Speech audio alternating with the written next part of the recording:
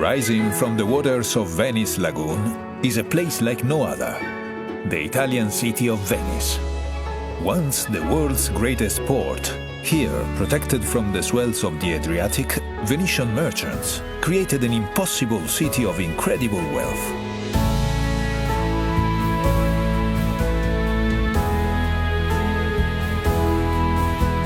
Long hailed as the most breathtaking city on earth, there is no denying that sometimes Venice can be overwhelmed with admirers. But if you take your time and treat her gently, she will reward you with moments of profound beauty and bliss.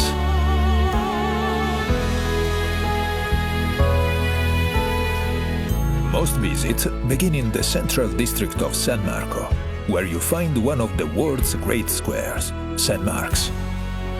Arrive with the dawn, and the piazza will be yours to enjoy, without the crowds.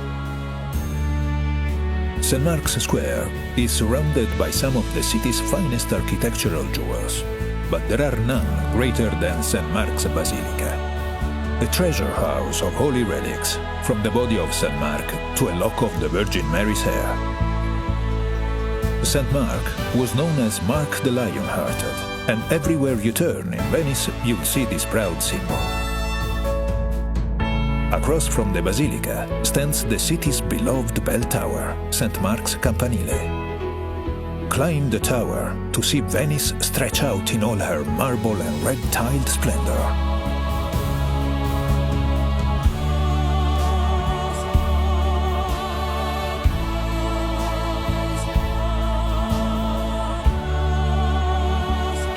Below the tower is one of the city's great landmarks, Doge's Palace. For centuries, this Venetian Gothic masterpiece was the seat of the Republic's power and prestige.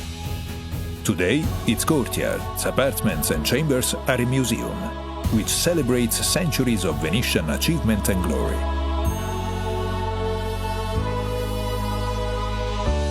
Just outside stand the columns of San Marco and San Teodoro, the traditional gateway to the city.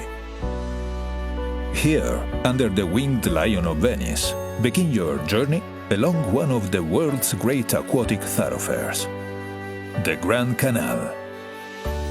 For almost 2.5 miles, the canal winds through Venice. It is her main artery, her lifeblood. Ride the Vaporetto dell'Arte and explore the canal's treasures at your leisure. Or ride in true Venetian style by gondola, which Mark Twain once called the gentlest form of locomotion ever devised.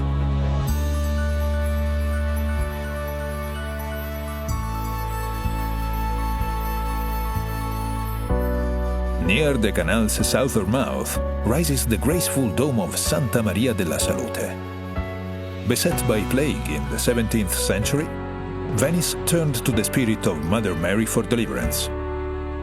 The plague lifted, and grateful Venetians raised this new church in her honor. All along the canal, elegant palazzos, once the homes of wealthy merchants, slip by as if in a dream. The timeless wake of river traffic laps at their doorsteps, just as it has for centuries. Today, many of the palazzos are home to museums and galleries. Care Zonico allows visitors to experience the opulence of 18th century Venice. While Palazzo Grassi's bold restoration and artworks are the perfect reflection of a city that cherishes its past and embraces the new.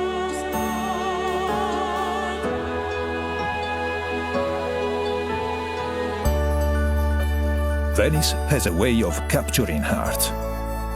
In the 1940s, American heiress Peggy Guggenheim made their home on the Grand Canal. Today, her passion for Venice lives on through her incredible collection of modern art, which brings joy to the hundreds of art lovers who visit each day. Venice is known as the City of Bridges, many of which are works of art too. The Accademia Bridge links the San Marco district to the Accademia Gallery, and offers some of the Grand Canal's finest views. The oldest of the Grand Canal's crossings is the Rialto Bridge. For over 300 years, this was the only way to cross the canal on foot, and today still stands as the grand gateway to the Rialto markets. Away from the Grand Canal, there are hundreds more bridges to explore, from the purely functional to the breathtaking. The most famous of all connects Doge's Palace to the historic prison. From the enclosed walkway, the condemned would capture one last look at their beloved city and sigh, hence the name, the Bridge of Sighs. Venice is a city to get lost in, so put away your map and let her surprise you. Follow winding alleyways that suddenly emerge into quiet piazzas and onto the steps of ancient churches. In the central area of San Marco, discover cultural treasures like the Teatro La Fenice, which, despite being destroyed 3 times by fire, arose from the ashes each time, just like its namesake.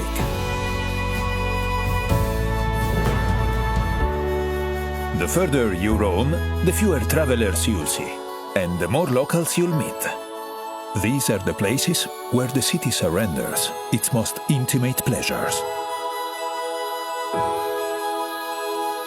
When the city's embrace becomes too tight, there are places to catch your breath, like the waterfront promenades, or the sleepy canals and spacious piazzas of Castello.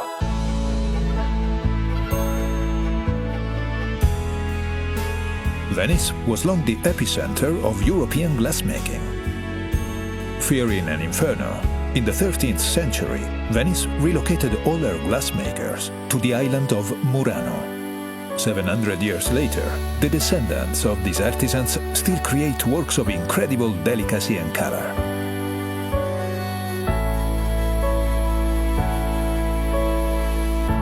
Further across the lagoon is another island famed for its color, the tiny island of Burano.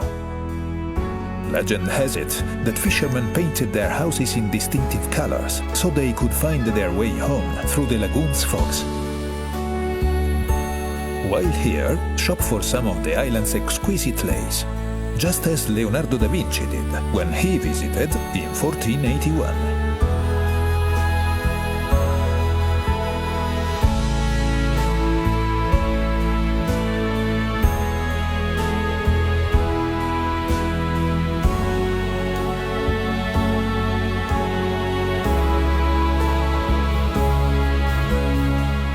From the adventures of Marco Polo and Casanova to the artistry of Vivaldi and Bellini, Venice has shone her light into the far corners of the world for over 1,500 years. And now, the world comes to her. Just remember, Venice smiles upon those who linger. So stay for a few nights, or stay for a month, and savor every sweet moment she has to offer.